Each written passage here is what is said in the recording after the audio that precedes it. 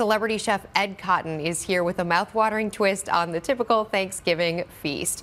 This Thursday, we're going to eat, yep, wait for it, 46 million turkeys for Thanksgiving. So naturally, we wondered, how many of those are turduckens? Well, that's a chicken inside a duck inside of a whole turkey.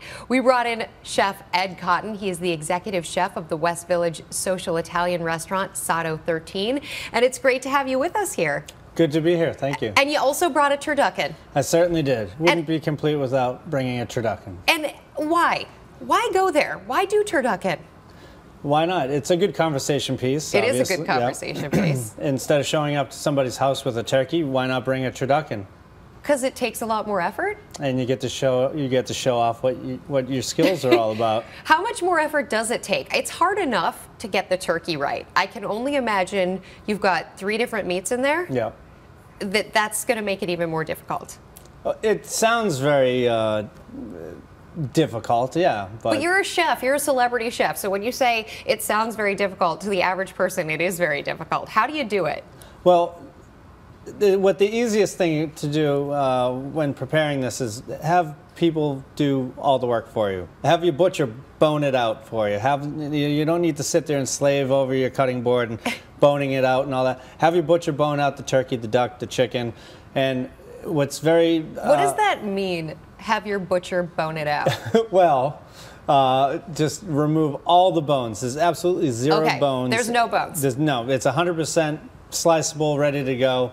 No bones, you're not going to be chewing on anything. So I go to my butcher and I say, I want a turkey, a duck, and a chicken without any bones. Yeah. And then I take these 3 separate birds home and I wrap them all around each other? Pretty much, yeah. It's a little bird party. So, yeah, so just tell your butcher that by now they should understand what a turducken is, the butchers, and be like... They've heard this word before. They should have, if it's a mainstream type of place. But, you know, say, I'm making a turducken. I would like you to bone out all these birds for me and keep the bones for me. And why do you want to keep the bones? Because you got to have a gravy, right? So you can make a turducken gravy.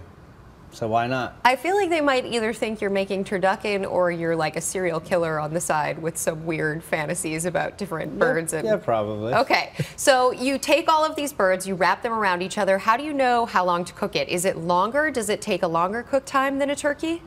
No, you know, you'd be surprised that it's probably around the same.